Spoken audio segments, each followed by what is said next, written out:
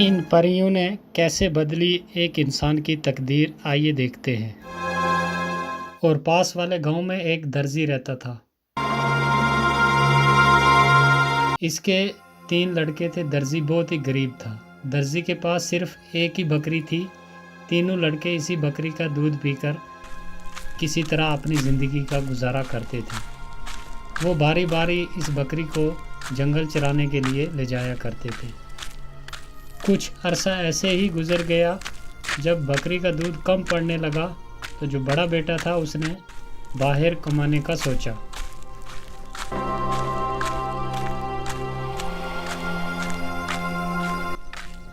फिर वो बाहर कमाने के लिए चला जाता है। वो चलता रहा।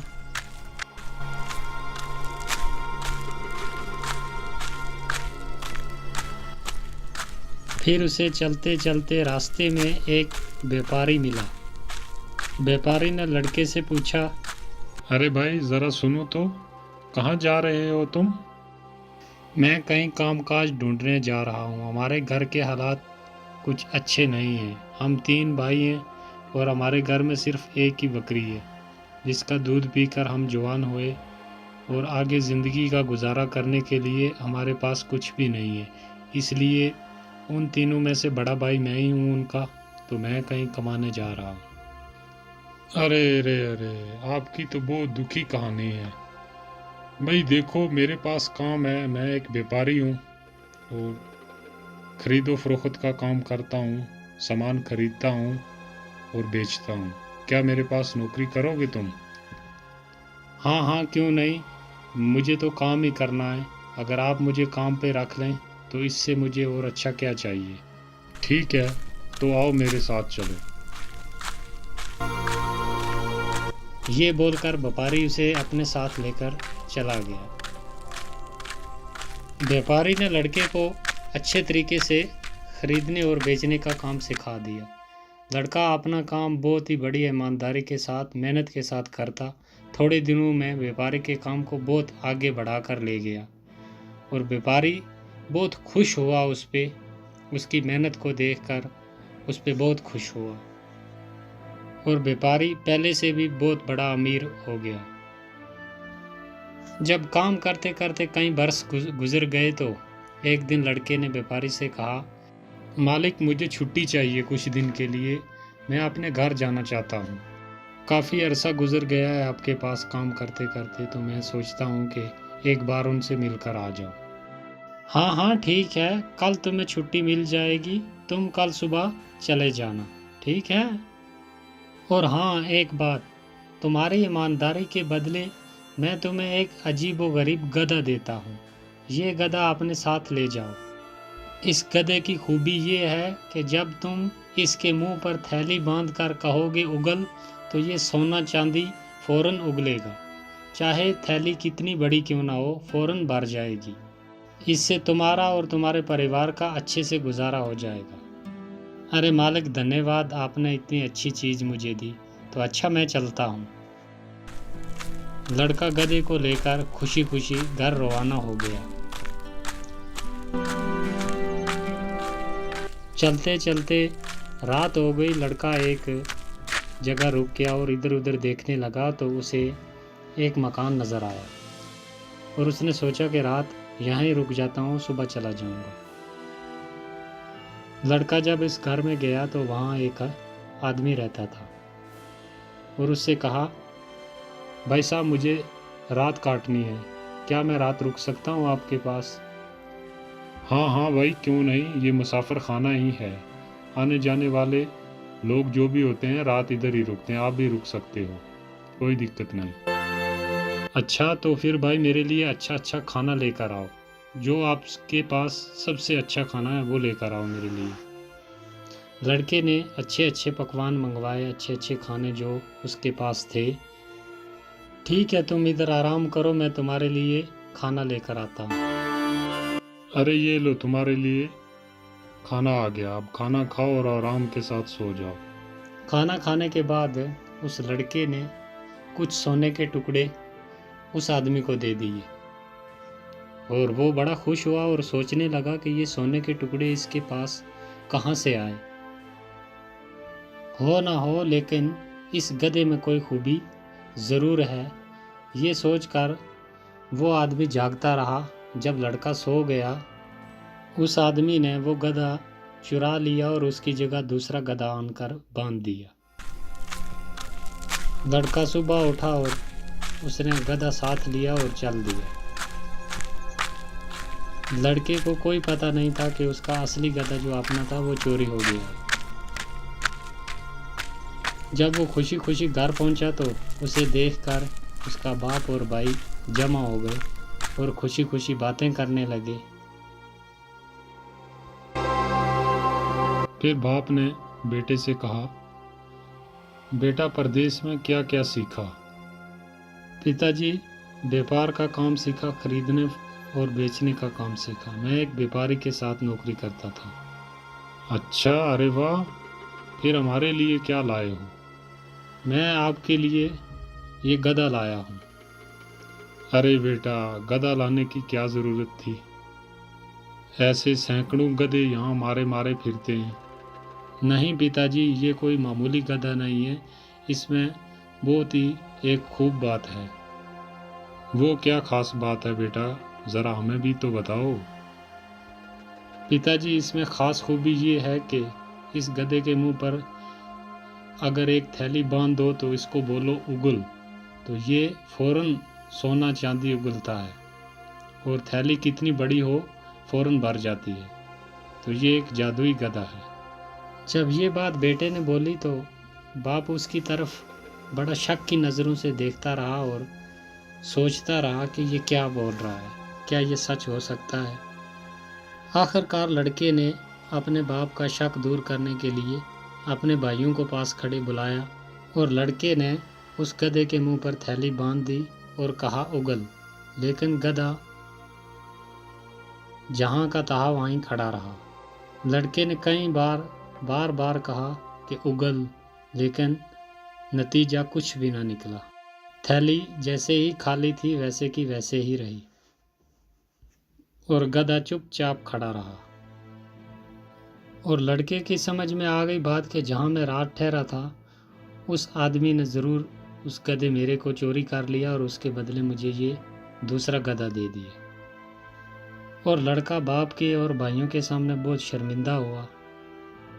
फिर लड़के ने अपने बाप को और भाइयों को अपना सारा किस्सा सुनाया, जैसे वहाँ से चला था, व्यापारी ने उसे क्या बोल कर दिया और वहाँ उसने अपनी आँखों से भी देखा था।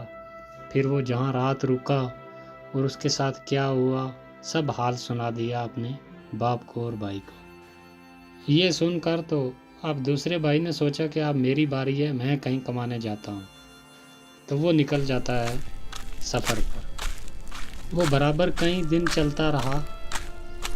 दिन में चलता और रात को एक पेड़ के नीचे सो जाता। सुबह फिर अपना सफ़र जारी कर लेता। फिर एक दिन चलते चलते उसे एक बुढ़िया मिली जो एक नदी के किनारे एक छोटी सी झोंपड़ी में रहती थी। लड़का भी उस बुढ़िया के साथ रहने लगा। जो काम वो बुढ़िया उसको बतलाती वो उसे बहुत मेहनत और ईमानदारी के साथ कर देता था। बुढ़िया भी उसके काम से बहुत खुश थी। लड़के ने एक दिन उस बुढ़िया से कहा, मुझे ना अपने घर जाना है, तो मैं फिर वापस आ जाऊंगा, कुछ दिन के लिए मैं अपने घर जा रहा हूँ। हाँ बेटा, बिल्कुल जाओ। मैं आपके काम से बहुत ही खुश हूँ, लेकिन मेरे पास सोना चांदी नहीं है तुम्हें देने के लिए। मेरे पास सिर्फ ये एक डिबिया है, ये तुम अपने साथ ले जाओ। और ये कोई मामूली डिबिया नहीं है, इसकी एक खूबी है। और इसको जब तुम कहोगे कि भर जा, और ये अच्छे अच्छे खानों के साथ भर जाएगी। चाहे आदमी कितने भी क्यों ना हो, पेट भर के खाना खा लेंगे। और तुम ये डिबिया अपने साथ लेकर जाओ। लड़का बहुत खुश हुआ और उसने वो डिबिया अपने साथ ली और चल दिया घर की तरफ। वो भी चलते चलते उसी जगह पहुंच गया जहाँ पर उसका भाई बड़ा जो था वो रात रुका था, उसी आदमी के पास। वो भी वहीं रुक गया रात गुजारने के लिए। और उस आदमी ने उससे पूछा, भाई क्या खाना खाओगे कुछ? अरे नहीं भाई, तुम तकलीफ मत करो, मैं तुम्हें खाना खिलाता हूँ, मेरे पास बहुत खाना है। तुम्हारे पास तो कुछ भी नहीं है, तुम कहाँ से खाना खिलाओगे? लड़के ने अपने पास से वही डिबिया निकाली और जैसे बुढ़िया ने बोला था वैसे ही उसने बोला जब, तो वो एकदम भर गई अच्छे अच्छे खानों से। तो जब दोनों ने मिलकर खाना खाया तो उस आदमी की फिर नज़र बदल गई। उसने कहा कि ये डिबिया मामूली नहीं, ये कोई ख़ास डिबिया है, और वो उसे छुपाने की तरकीब सोचने लगा। लड़का काफ़ी थक चुका था, खाना खाने के बाद वो सो गया, लेकिन वो आदमी जागता रहा। वह असली वाली डिबिया जो थी वो उसने चुरा ली और उसकी जगह वैसे की वैसे ही एक डिबिया रख दी। और लड़का उठा और सुबह अपनी डिबिया साथ ली और घर की तरफ चल दिया। चलते चलते वो भी खुशी खुशी जब घर पहुंचा तो उसे भी बाप भाई देखकर बहुत खुश हुए, क्योंकि वो भी कई बरस के बाद वापस आया था। फिर ढेर सारी बातें की, सफ़र में क्या कुछ हुआ सब एक दूसरे के साथ बात की उसने। आखिर उसने अपने उस डिबिया की खूबी जो थी वो बताई कि इसकी ये खूबी है, ये मामूली नहीं है, ये बहुत ख़ास डिबिया है। तो बाप ने सुनकर इनकार कर दिया कि ये भी गधे की तरह ऐसे ही निकलेगी, तुम भी बड़े भाई की तरह ऐसे ही झूठ बोल रहा है। और फिर वही हुआ जो गधे के साथ हुआ था, क्योंकि गधा भी असली नहीं था और ये डिबिया भी असली नहीं थी। तो देखकर बहुत ही परेशान हुए वो, और उसने भी अपने भाइयों से और बाप से अपना सारा किस्सा कह सुनाया, जो उसके साथ रास्ते में हुआ, कैसे बुढ़िया ने दी रात, कहाँ रुका, तो सब हाल सुना दिया। फिर तीसरा भाई सफ़र पर निकला। अब कहानी का मोड़ आया असली। लड़का एक मैदान से गुजर रहा था। असल में ये मैदान परियों का था। रंग बिरंगे फूल चारों तरफ खिले हुए थे, हरी हरी घास सब्ज मखमल की तरह फैली हुई थी। बीच बीच में नदियाँ भी बह रही थी और हवा खुशबू में बसी हुई थी।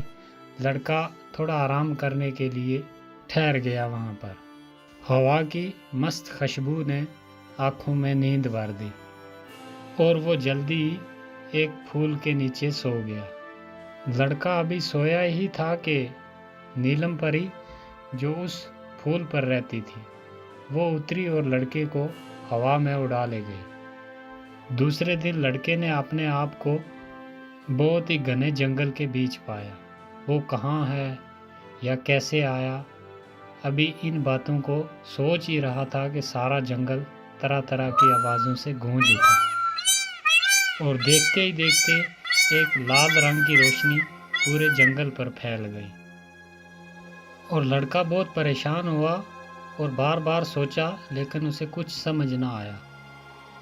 इतने में उसके कानों में एक बहुत ज़ोरदार आवाज़ आई और फिर से सारा जंगल नीले रंग में रंग गया। उस आवाज़ को सुनकर लड़का घबरा गया और एक तरफ भागा।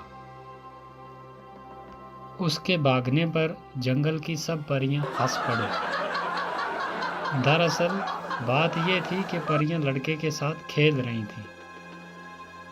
जब परियों का खेल खत्म हो गया तो नीलम परी उस लड़के के पास आई और लड़के को बोली, तुम हमारे मैदान में क्या कर रहे हो? मुझे नहीं मालूम था कि मैदान आपका है। यहाँ आना मना है क्या? अब दोबारा कभी भूल कर भी नहीं आऊँगा। क्यों, मैदान पसंद नहीं आया क्या? नहीं नहीं, वो बात नहीं। मैदान तो मुझे बहुत पसंद है, लेकिन जंगल मुझे पसंद नहीं। क्यों, डर लगता है जंगल में क्या? जी हाँ, बहुत डर लगता है। ओह, ये बात है। अच्छा, तो अपनी आंखें बंद करो कुछ देर के लिए। और इधर लड़के ने जैसे ही अपनी आंखें बंद करी, नीलम परी ने अपना आंचल लहराया और सारा जंगल जो था वो मैदान में तब्दील कर दिया। और लड़के ने आंखें खोली और उस मैदान को देखकर उसकी जान में जान आई। और फिर जब लड़के को थोड़ा होश आया तो फिर नीलम परी ने उससे पूछा, तुम कौन हो और कहाँ जा रहे हो? यहाँ तक कैसे पहुँचे? फिर लड़के ने सारा किस्सा सुना दिया कि हम ऐसे ऐसे 3 भाई हैं, उनके साथ ऐसे धोखा हुआ। पहले के साथ उसका गधा चोरी कर लिया, फिर दूसरे भाई की डिबिया चुरा ली, तो अब मैं वो वापस लेने जा रहा हूँ। परी ने ये सुनकर अपनी छड़ी हिलाई और वहाँ पर जिन को बुला लिया। क्या हुक्म है मेरी मलका? मैं हाजिर हूँ, आप हुक्म कीजिए, मेरे लिए क्या हुक्म है? फिर परी ने हुक्म दिया जिन को कि जाओ तुम एक आदमी के पास, उसने गधा चुरा लिया है, वो वापस लेकर आओ, और एक इस आदमी के भाई की एक डिबिया है, वो भी वापस लेकर जल्दी मेरे पास आओ। तो जिन हुक्म पाते ही वहाँ से उड़ गया। यहाँ कुछ ही देर गुजरी थी कि जिन वापस हाजिर हुआ। उसने वो गधा भी और वो डिबिया भी, दोनों चीज़ें वापस लेकर आ गया। परी ने लड़के को कहा कि ये अपना गधा और ये डिबिया भी ले जाओ, और मेरी तरफ से ये एक डंडा भी अपने साथ ले जाओ। और परी ने कहा कि जब कोई तुम्हारा दुश्मन आ गया तो इस डंडे को हुक्म देना, फिर ये डंडा उस आदमी की पीठ पर बहुत खूब नाच दिखाएगा, और इतना मारेगा ये डंडा उस आदमी को कि वो आदमी फौरन वहीं बेहोश हो जाएगा। लड़का अपनी सब चीज़ें साथ लेकर घर जाने के लिए जब तैयार हुआ तो नीलम परी ने जिन को हुक्म दिया कि इस लड़के को बाहिफाजत इसके अपने घर तक पहुंचा कर आओ, ये तुम्हारी जिम्मेदारी है। और जिन ने हुक्म सुनते ही सारा सामान उठाया और लड़के को अपने हाथ पर बिठाकर हवा में उड़ गया।